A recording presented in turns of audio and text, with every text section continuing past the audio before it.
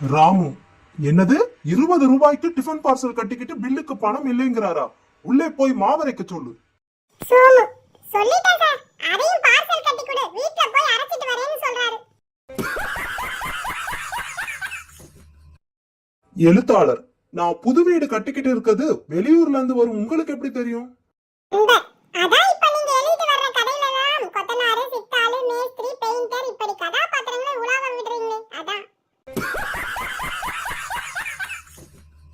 Manager, உனக்கு மறுபிறவியில் நம்பிக்கை உண்டா? கிளார்க், கிடையாது சார்.